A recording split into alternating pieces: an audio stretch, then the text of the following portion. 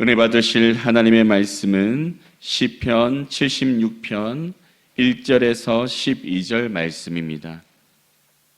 시편 76편 1절에서 12절 말씀, 구약 성경 857면에 있습니다. 시편 76편 1절에서 12절 우리 한 절씩 교도하시겠습니다. 하나님은 유다에 알려지셨으며 그의 이름이 이스라엘의 크시도다. 그의 장막은 살렘에 있으며 그의 조선은 시온에 있도다. 거기에서 그가 화살과 방패와 칼과 전쟁을 없이 하셨도다. 셀라. 주는 약탈한 산에서 영화로우시며 존귀하시도다. 마음이 강한 자도 가진 것을 빼앗기고 잠에 빠질 것이며 장사들도 모두 그들에게 도움을 줄 손을 만날 수 없도다. 야곱의 하나님이여 주께서 꾸짖으심에 병거와 말이 다 깊이 잠들었나이다. 주께서는 이 경외받으시니 주께서 한번 노하실 때 누가 주의 목전에 서리이까. 주께서 하늘에서 판결을 선포하심에 땅이 두려워 잠잠하였나니 곧 하나님이 땅의 모든 온유한 자를 구원하시려고 심판하러 일어나신 때로라. 셀라. 진실로 사람의 노여움은 주를 찬송하게 될 것이요 그 남은 노여움은 주께서 금하시리이다. 너희는 여호와 너희 하나님께 서원하고 갚으라. 사방에 있는 모든 사람도 마땅히 경외할 이에게 예물을 드릴지로다. 그가 고관들의 길을 꺾으시리니 그는 세상의 왕들에게 두려움이시로다. 아멘. 오늘 이 새벽에 하나님의 놀라우신 구원이라는 제목으로 함께 말씀을 나눌 때 큰 은혜가 있기를 간절히 소망합니다. 오늘 본문의 시편은 아삽의 시라고 표제에 기록되어 있습니다. 이 아삽이라는 사람은 레위 지파 출신의 사람으로 다윗 왕과 솔로몬 왕 시대에 성전 찬양을 담당했던 인물입니다.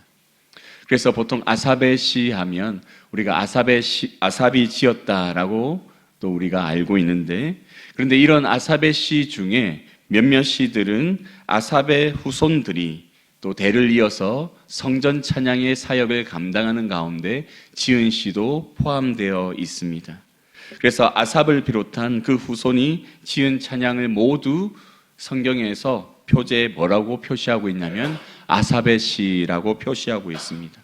그래서 아삽의 시가 모두 다윗과 솔로몬 왕 시대에 지어진 것이 아니라 그 후손도 지었기 때문에 그 이후의 시대에도 지어졌다라고 학자들은 말하고 있습니다. 그래서 오늘 본문이 정확하게 언제 지어졌는지에 대해서 우리는 알 수 없습니다. 하지만 시편의 내용을 우리가 살펴볼 때 우리가 한 가지 분명히 알 수 있는 것은 전쟁의 위협 가운데 이스라엘 백성들이 멸망의 위협을 당하는 가운데 하나님께서 적군을 무력화시키고 그들이 더 이상 싸울 힘을 얻지 못하게 하심으로 말미암아 이스라엘을 구원하신 놀라운 상황을, 그 전쟁을 기념하며 찬양하기 위해 이 시가 지어졌지 않을까 우리가 생각해 볼 수 있습니다. 그래서 하나님께서 전쟁 가운데 놀라운 구원을 베풀어 주시고 그 놀라운 구원에 감격하고 감사하여 하나님을 찬양하라고 만방에 선포하며 이 시가 맞춰지고 있습니다. 그리고 특별히 오늘 본문에 등장하는 이 단어 가운데 이제 살렘이라는 단어가 있습니다. 이 단어를 통해서도 하나님께서 이스라엘 가운데 놀라운 평화를 주셨음을 우리가 알 수 있는데요. 이 살렘이라는 이 단어가 이제 2절에 기록되어 있습니다. 우리 먼저 1절, 2절 말씀 우리 다 함께 읽겠습니다. 하나님은 유다에 알려지셨으며 그의 이름이 이스라엘의 크시도다. 그의 장막은 살렘에 있으며 그의 처소는 시온에 있도다. 아멘. 하나님이 유다에 알려지셨다. 또 그 이름이 이스라엘의 크시도다라고 말씀하고 있습니다. 유다는 이스라엘을 대표하죠. 그래서 유다 하면 바로 이스라엘을 말합니다. 그리고 그의 이름이 이스라엘의 크시도다라고 말하며 반복적으로 하나님이 이스라엘 전체 가운데 지금 알려지시고 또 크게 높임을 받으셨음을 지금 가르쳐주고 있습니다. 이 말씀은 바로 하나님이 이스라엘 전체 가운데 놀라운 구원의 이적을 행하심으로 이스라엘 온 백성이 지금 하나님을 찬양하고 있음을 보여주고 있습니다. 그런데 그의 장막은 살렘에 있다라고 말하고 있습니다. 이 살렘이라는 단어는 이 살람이라고 하는 동사로부터 파생된 명사입니다. 그런데 이 살렘은 무슨 뜻을 가지냐면 바로 평화, 완전함, 또 완성하는, 그리고 안전한, 이런 의미를 가집니다. 그러면 살렘이라는 이 단어는 평화로운, 안전한, 또 완성된 이런 의미를 가지게 되죠. 그런데 여기에 예루가 붙게 되면 예루살렘은 평안한 도시, 안전한 도시, 완성된 도시라는 의미를 가지게 됩니다. 그래서 지금 우리가 말하는 이 예루살렘이 이 살렘의 옛 이름으로부터 지어진 도시의 명입니다. 그래서 원래는 옛날에는 살렘으로 불렸었는데 지금은 이제 예루살렘으로 불려지게 된 것이죠. 한마디로 안전한 도시고 완성된 도시고 평안한 도시다. 근데 그 이유가 무엇이냐? 바로 하나님이 계시기 때문이다라고 말씀하고 있습니다. 하나님의 장막이 살렘에 있고 하나님의 처소가 시온에 있음으로 인해 하나님이 계신 그곳이 바로 평안하고 안전하고 완성된 곳이 되었다라고 시편의 기자가 말씀하고 있습니다. 여러분, 하나님이 계신 곳이면 그 어느 곳이든지 평안할 수 있을 줄 믿습니다. 또 안전할 수 있을 줄 믿습니다. 그리고 그곳은 완성된 곳입니다. 우리의 마음 가운데 하나님이 계시면 그 하나님이 계심으로 인해 우리의 마음이 평안해질 수 있습니다. 주위의 상황과 상관없이 하나님이 계신 그 이유가 우리를 평안하게 하실 수 있음을 믿고 오늘 하루도 우리가 고난 가운데 있다면 우리의 마음이 또 괴롭고 또 분주하고 또 어지러운 가운데 있다면 하나님을 내 마음에 다시 깊이 모시고 또 그 하나님으로 말미암아 주어지는 평안을 경험하는 우리 모든 성도님들 될 수 있기를 간절히 축원합니다. 또 계속해서 시편의 기자는 3절에서 이렇게 고백합니다. 3절 우리 다 함께 읽겠습니다. 거기에서 그가 화살과 방패와 칼과 전쟁을 없이 하셨도다. 아멘. 오늘 본문의 배경이 되는 내용을 기록하고 있습니다. 하나님께서 이 살렘에 화살과 방패와 칼과 전쟁을 없이 하셨다라고 고백합니다. 전쟁을 하나님께서 멈추게 하신 것입니다. 그래서 그곳에 평화가 찾아오고 안전이 찾아오게 되었습니다. 그런데 이 놀라운 일이 하나님 혼자 하셨습니다. 이스라엘 백성들이 싸워서 찾아온 평화가 아니라 이스라엘이 스스로 얻게 되어진 안전이 아니라 하나님께서 하셨습니다.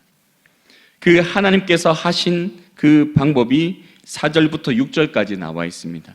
우리 4절에서 6절 다 함께 읽겠습니다. 주는 약탈한 산에서 영화로우시며 존귀하시도다. 마음이 강한 자도 가진 것을 빼앗기고 잠에 빠질 것이며 장사들도 모두 그들에게 도움 줄 손을 만날 수 없도다. 야곱의 하나님이여 주께서 꾸짖으심에 병거와 말이 다 깊이 잠들었나이다. 아멘. 하나님께서 무엇을 하셨을 뿐인가요? 꾸짖으셨을 뿐입니다. 꾸짖으심에 병거와 말이 다 깊이 잠들었다. 하나님께서 꾸짖으심에 마음이 강한 자도 가진 것을 빼앗겼다. 잠이 들게 되었다. 모두 그들에게 도움을 줄 손을 만날 수 없게 되었다라고 시편의 기자는 고백하고 있습니다. 하나님이 그 음성을 한 번만 바라시면 그 모든 것이 무너지고 멸망하고 진멸되게 되어서 이제 그곳에 하나님이 택한 하나님의 사람이 평안과 안정과 완성된 것을 누릴 수 있음을 지금 시편의 기자는 고백하고 있습니다. 어떤 학자는 이때가 이스라엘 백성들이 히스기야 시대에 아수르 왕이 보낸 이 아수르 왕 사네비로부터 포위당했을 때 그때의 사건을 기록하고 있다라고 말하고 있습니다. 그때 하나님께서 소문을 나게 하셔서 이 모든 아수르 백성들을 도망가게 만드시죠. 또 그 이후에는 아람 백성들, 또 아람 백성들이 하나님께서 그들을 모두 한순간에 죽이심으로 14만 명이 넘는 그 군사가 죽게 되어집니다. 이러한 모든 사건들을 이제 학자들이 언급하면서 그때에 있던 일을 기록한 것이 아닐까 추측하는데요. 그것이 바로 하나님께서 말씀만 하셨을 때 일어난 모든 일들입니다. 하나님께서는 이 말씀으로 모든 것을 무너뜨릴 수 있는, 승리할 수 있는 분이심을 우리 이스라엘 역사 가운데 알 수 있죠. 그리고 그러한 하나님을 시편의 기자가 오늘 찬양하고 있습니다. 사랑하는 성도 여러분, 하나님이 우리에게 말씀만 하시면 우리는 모든 어려움으로부터 구원받을 수 있습니다. 또 우리가 하나님이 말씀만 하시면 우리는 모든 우리를 위협하는 손길로부터 우리는 자유로울 수 있습니다. 그렇기에 그 말씀의 권위를 가지고 우리의 모든 것을 구원할 수 있는 그 하나님을 우리가 의지할 때 우리가 안전할 수 있음을 기억할 수 있기를 간절히 소망합니다. 그리고 계속해서 시편은 기자는 하나님을 경외하는 찬송을 이어서 고백하고 있습니다. 우리 7절에서 9절 다 함께 읽겠습니다. 주께서는 경외받으리시니 주께서 한번 노하실 때 누가 주의 목전에 서리이까. 주께서 하늘에서 판결을 선포하시매 땅이 두려워 잠잠하였나니 곧 하나님의 땅의 모든 온유한 자를 구원하시려고 심판하러 일어나신 때로다. 아멘. 주께서는 경외받으리시다. 이처럼 말씀만으로 모든 생명의 주권을 가지시고 이 땅을 주관하실 수 있는 그 분은 마땅히 경외받으실 분이다라고 말씀합니다. 두려워서 엎드려 높일 수밖에 없는 그 분이심을 지금 시편의 기자가 고백하고 있는 것이죠. 하나님께서 한 번만 노하시면 그 누구도 그 목전 앞에서 설 수 없다고 말합니다. 이처럼 하나님은 두려운 분이시죠. 그런데 그 하나님이 누구를 위해서 이 두려운 경고의 메시지를, 심판의 메시지를 선포하신다고 말씀하고 있습니까? 9절에서 하나님이 땅의 모든 온유한 자를 위해서 하신다라고 말합니다. 온유한 자를 구원하시기 위해서 심판하시기, 그 모든 다른 이들 심판하시고자 일어나신다라고 말씀하고 있습니다. 온유한 자는 누구입니까? 바로 하나님을 경외하는 자들, 하나님을 섬기는 자들, 하나님의 말씀대로 살아가는 자들, 바로 우리들을 말하고 있습니다. 하나님께서 우리들을 위해서 한 번만 말씀하시면 이 땅의 모든 악이 심판받게 되어지고 결국 우리가 구원받게 될 것을 가르쳐주고 있습니다. 마지막 때에 이 일이 반드시 일어날 줄 믿습니다. 우리를 위해서 일어날 예수 그리스도의 그 심판 가운데 우리가 목격하게 될 것을 미리 시편의 기자가 기록해 주고 있습니다. 마지막 심판 때 우리가 구원받게 될 것을 믿는 믿음 안에 오늘 하루도 하나님께서 우리를 위해 일하심에 감사하게 되는 성도님들 될 수 있기를 간절히 소망합니다. 그리고 마지막으로 이렇게 말합니다. 우리 10절에서 12절 다 함께 읽겠습니다. 진실로 사람의 노여움은 주를 찬송하게 될 것이요 그 남은 노여움은 주께서 금하시리이다. 너희는 여호와 너희 하나님께 서원하고 갚으라. 사방에 있는 모든 사람도 마땅히 경외할 이에게 예물을 드릴지로다. 그가 고관들의 길을 꺾으시리니 그는 세상의 왕들에게 두려움이시로다. 아멘. 사람의 노여움은 이 악인들의 노를 말합니다. 하나님을 경외하지 않고 온유하지 못한 이 악을 가진 사람들의 노여움을 결국 주를 찬송하게 될 것에 대해 말씀하고 있습니다. 이 악한 자들의 분노가 결국 그 하나님의 심판 앞에서 하나님을 두려워하며 하나님께 용서를 구하고 하나님을 높이게 되는 찬양으로 바뀌게 될 것을 말하죠. 그리고 그 남은 노여움은 주께서 그들이 더 이상 분노하지 못하도록 막으실 것에 대해서 가르쳐주고 있습니다. 결국 이들은 심판 앞에서 하나님을 인정하고 하나님을 높일 수밖에 없음에 대해 악인들이 심판당함으로 인해 결국 그 마지막을 맞이할 것에 대해 기록하고 있습니다. 그래서 시편의 기자는 이렇게 고백합니다. 너희는 여호와 너희 하나님께 서원하고 갚으라. 이처럼 너희를 위해서 이 무서운 심판을 내리실 하나님을 위해서 서원해라. 하나님 앞에서 너희들의 거룩함을 서원하고 하나님께 드릴 것을 서원하며 그것을 갚기 위해서 하나님을 위해서 하나님의 영광을 위해서 살아가라고 말하고 있습니다.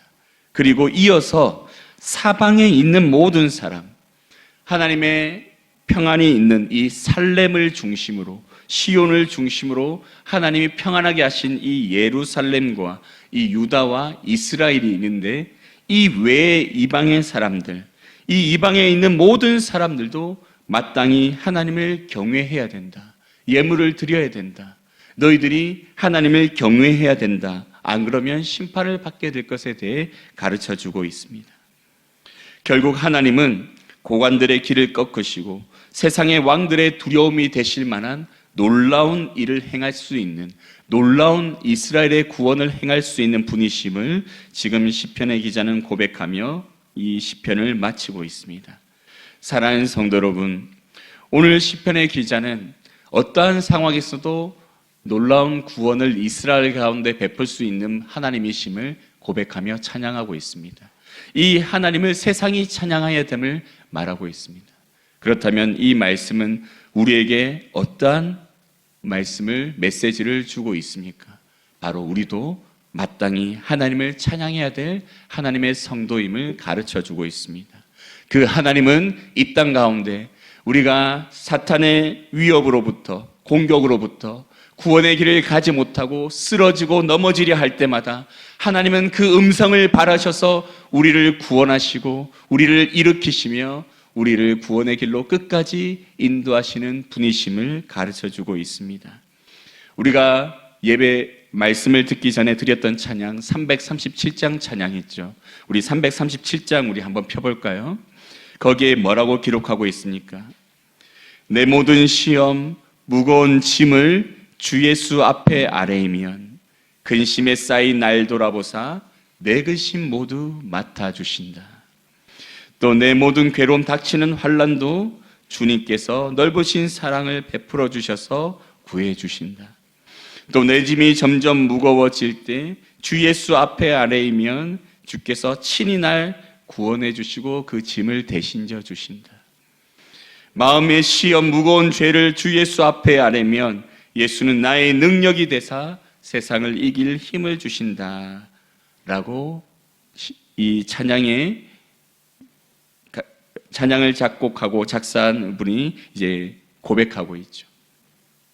여러분, 이처럼 우리 인생이 괴로운 시험으로 우리가 낙심하고 힘들어할 때마다 하나님께 아뢰이면, 우리 주 예수 그리스도께 우리가 기도하면 그 모든 것을 들으시고 놀라운 능력으로 우리를 그 시험 가운데, 우리가 지고 있는 짐 가운데 하나님께서는 구원해 주시고 가볍게 해주시며 대신져 주시는 은혜를 베풀어 주실 줄 믿습니다.